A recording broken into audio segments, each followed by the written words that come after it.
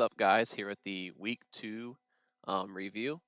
I waivers just processed, like 40 minutes ago.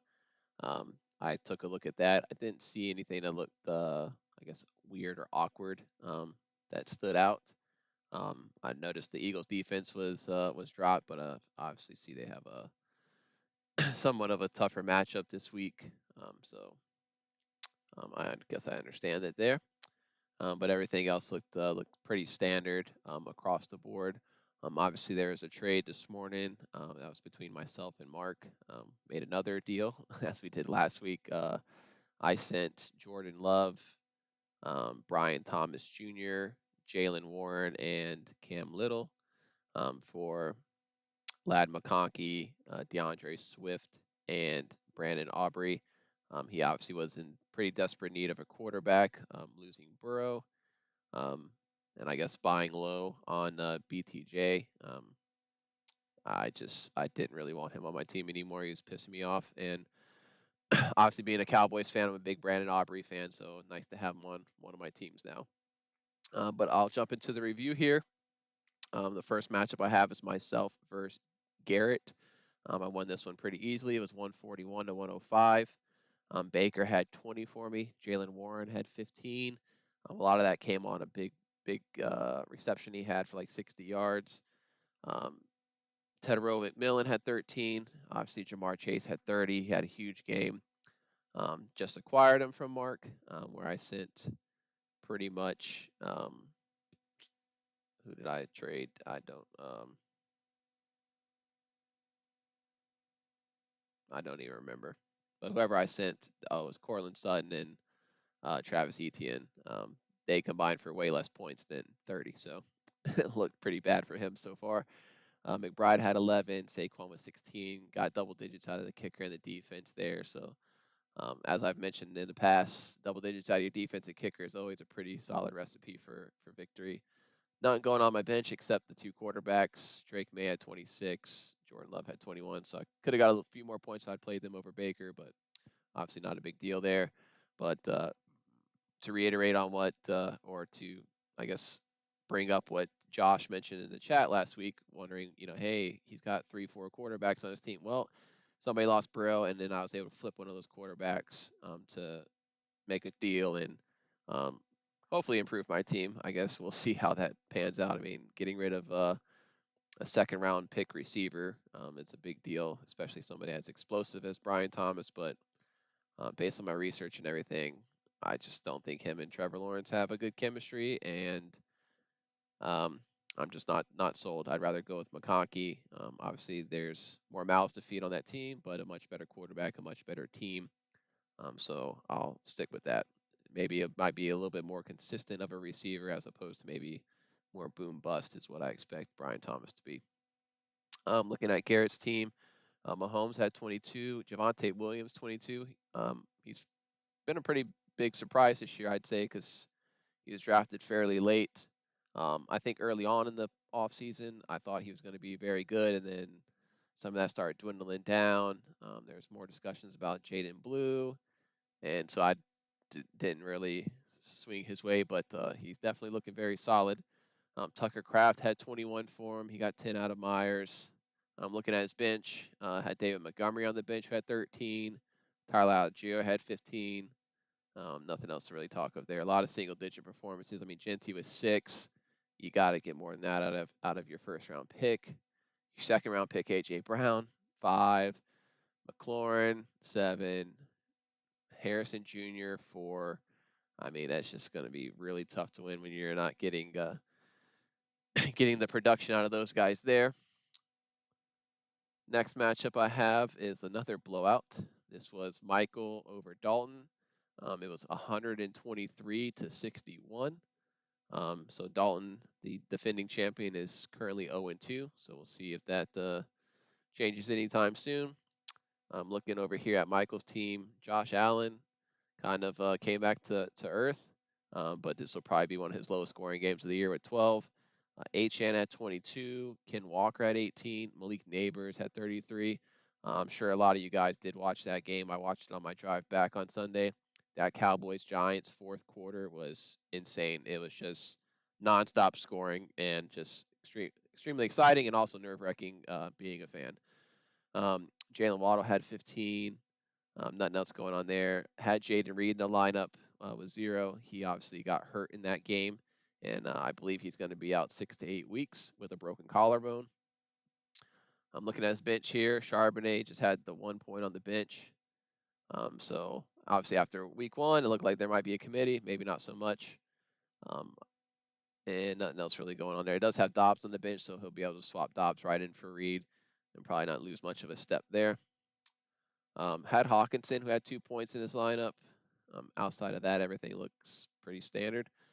Looking over here at Dalton's team, Justin Fields got him a whopping 4. I believe he left that game with a concussion.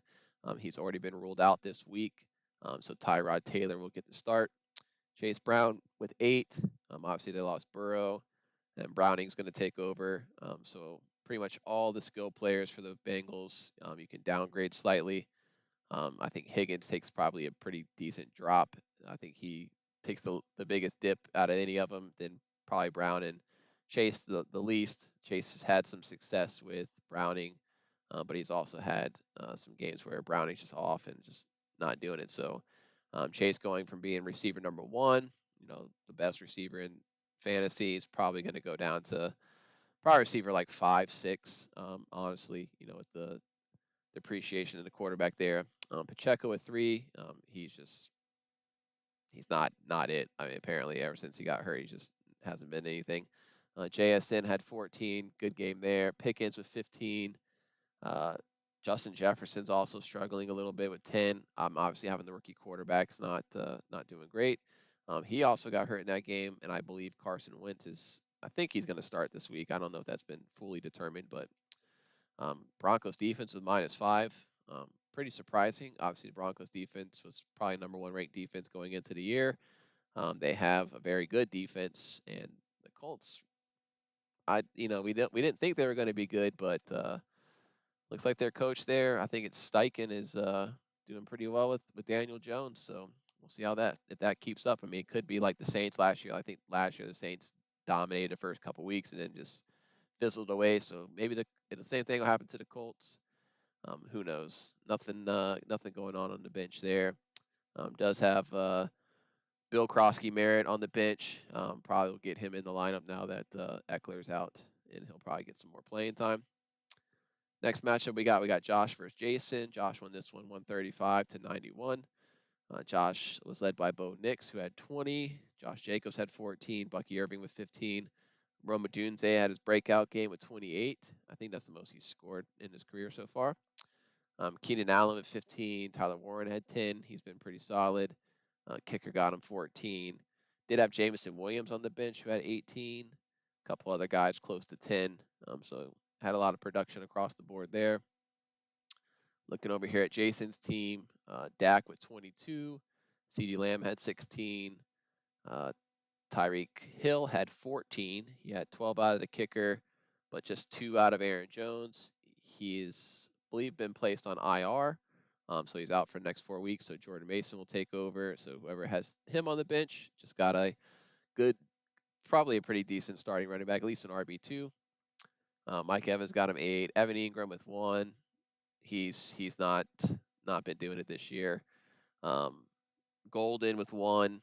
I mean, maybe with Reed out, he'll step up, but I'm not quite sure he's the guy there. So we'll see how that goes. Had Stevenson on the bench who had 19. He kind of has that job on lock, and Henderson just can't break in for whatever reason. And had Wan'Dale Robinson on the bench who had 24. So I imagine at least one of those guys is going to be fine in the lineup this week, if not both of them, with those kind of performances. Next up, we got Derek versus Kenny. Derek won this one 142-94. Looking at Kenny's team, Jaden Daniels had 20, Nico with 13, Samuel with 14, Juwan Johnson with 13. So nice waiver wire pickup there. I got him in the other league I'm in as well. So although I gave Kenny maybe a little bit of shit last week for how much he spent on Johnson, right now it's looking like a good deal with, when you can get a tight end scoring double digits with the way that, position goes. That's a pretty good deal. Nothing going on the bench. Demario Douglas was in his lineup with 1. Derrick Henry with 2. That'll be his lowest scoring game of the season, most likely. Um, Nothing else to talk about there. Looking at Derrick's team, Kyler Murray had 14. Jonathan Taylor, the big game, 29. Kamara got 13. That was exactly what he was projected. St. Brown at 35, 3 touchdowns. Will do that. That's probably going to be his highest scoring game of the year. Hubbard had 16. Ravens defense with 15. So solid day out of most of his guys. Juju with just the 1 point. I think I even brought it up last week. I didn't think he was worth really rostering, but I understand with Worthy being out and them not having a ton of options to throw to. And then looking at his bench, a lot of double digits on the bench. Chubb had 14. He did score in that game. Uh, Herbert could have got him a few more points. He had 19, and then had Quentin Johnson, who scored again, I believe, with 14. Next up, we got Ray versus Mark. Ray won this one 122 to 110. Looking at Ray's team, Caleb had pretty much what he was projected, 17. Bijan had 18. James Cook had a big day of 26. Devontae Adams, big day with 20. Connor with 12. Kicker got him 12.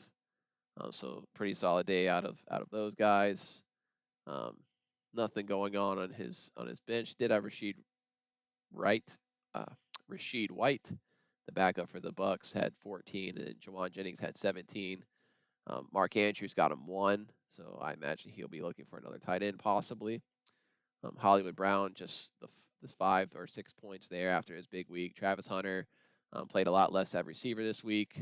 I think it was more like I want to say he played like 57% of snaps on offense and like 40 something on defense or somewhere in that range. But he had a lot of snaps on defense this week.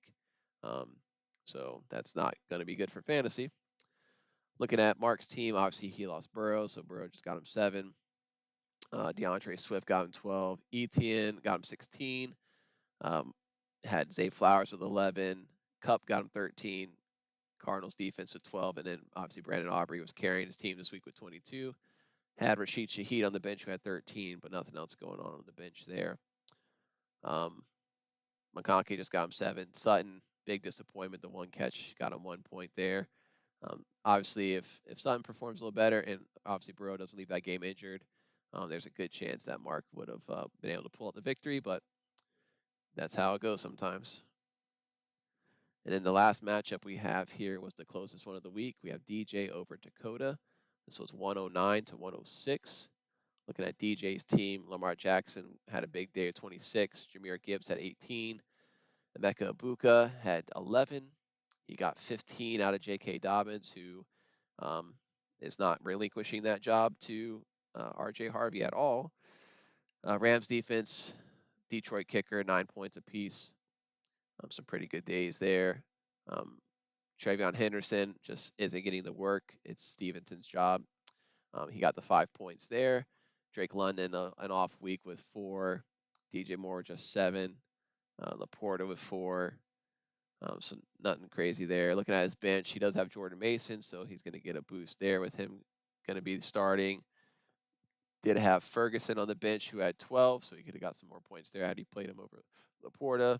Those guys are pretty similar in my opinion. I mean, Laporta's obviously a little better, but Laporta's just kind of he was the one guy on the lines who just didn't score on Sunday when they put up 52. Looking at Dakota's team, Hurts didn't have a great game, just the 12 points. McCaffrey had 20. Higgins with 13. Nakua had 24. And then nothing else to talk about there. Bashal Tootin on the bench had 14. Cam Scatabo had 13 on the bench. Decided not to go with Brock Bowers, given that he was dealing with an injury. He did play. He did get 6, but he played Harold Fannin in the lineup, so he got 7 points. So got one additional point there. So that was a smart play there. Brees Hall in the lineup, 5 points. That week 1 game between the Jets and the Steelers, I think, was a fluke. Like, I don't think any of those players are as good as they played in that game, and I don't think those teams are going to be putting up points like that moving forward. Calvin Ridley was 7, so he got to avoid Sutton this week. Did okay. Pearsall was 7. Nothing else to talk about there. Doesn't let me see what's going on this week.